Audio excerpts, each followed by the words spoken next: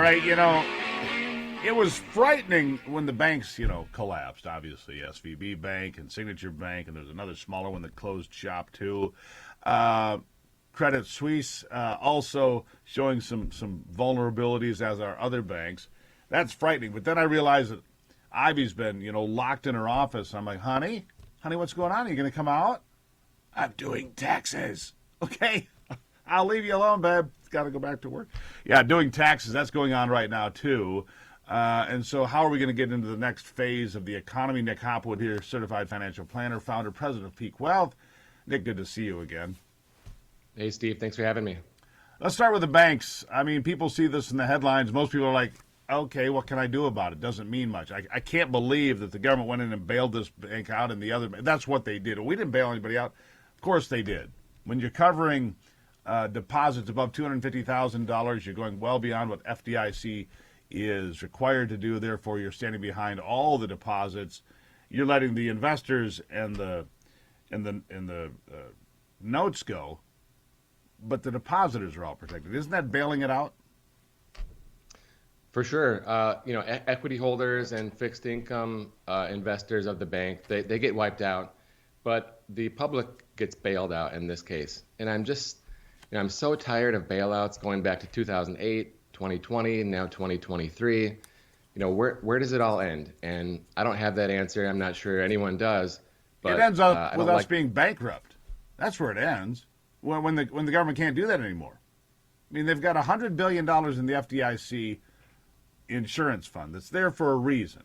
But you start giving, several $billion, $40 billion to SVB and the other, and it's gone quick. And those aren't giant banks. Those are Bank 16 and Bank 20 or whatever they were in size, right? That's right. And the president said, this will not be a taxpayer bailout. It will all come from the FDIC.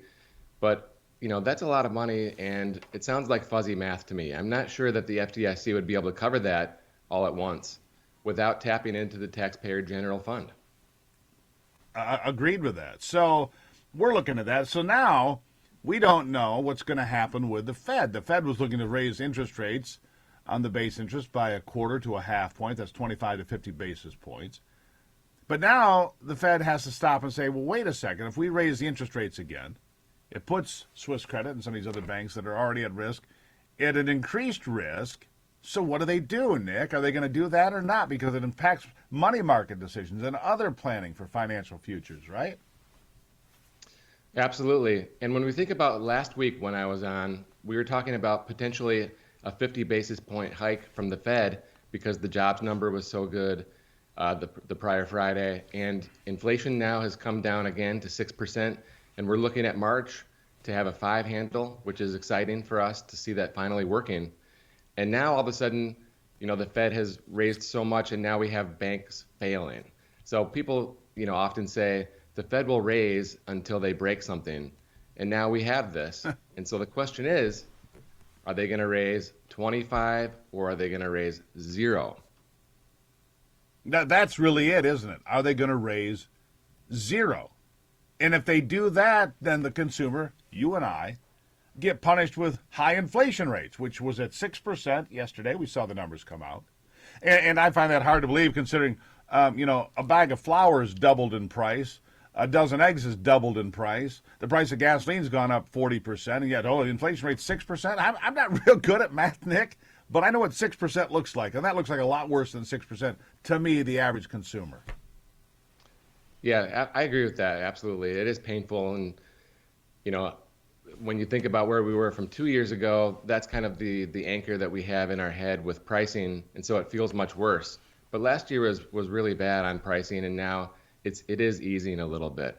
And so I think the Fed is doing its job, or the Fed has been doing its job, and it is working. It doesn't mean that they have to hike to the moon. Think about this, for example, okay? Your bank account is paying 0. So you pull money out of the bank to earn 4% in a money market. Well, guess what? That has the effect of reducing cash in the system, slowing growth, less money multiplier effect. Steve, if you want to go buy a house, you're going to pay 7% on your mortgage. If you're an investor, more. I mean, 7% if you've got perfect credits. More if you're a first-time buyer, or you don't have the income, or your debt-to-income ratio isn't quite right. You're going to be higher. it's stifling.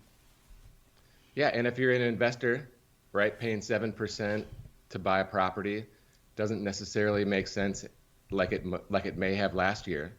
So the Fed raising rates is stripping money out of the system through the bank money multiplier effect, and it's making investors like you and I take pause and wait for a better deal. And so there is less economic activity. Growth is slowing. They just don't need to hike to the moon and break every bank. Yeah, I hope not. I think you're right. All right, so Nick Hopwood here. Let's talk about this. We talked about this last week. Money markets are paying well. We thought another little increase could boost them to maybe 5%. So instead of your money just sitting in a savings account doing nothing, you get liquidity with the money market, but you get access to it at 5%. So it's making something. Now, when banks go down, money markets don't disappear, do they? They don't. And your money market owns treasury bills. That's the beautiful thing about the money market. Treasury bills are backed by the Treasury, who backs the FDIC. So you kind of get the picture. While the money market is not FDIC insured, it owns Treasury bills, and it kind of gets you insulated from this banking mess out in California. There you go. Well, Nick Hopwood is a certified financial planner, founder and president of Peak Wealth.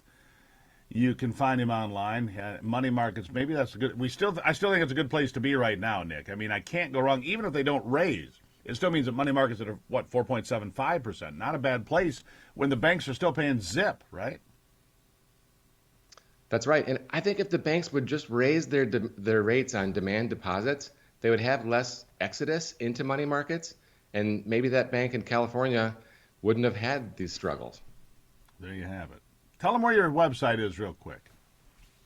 Sure. Yeah, you can learn more at peakwm.com, peakwm, and put all our 22 years of work and experience to work for you. There you have it. Nick, thank you as always. Thank you, Steve. All right, Nick Hopwood there. I'll take a break and be right back. Don't go anywhere.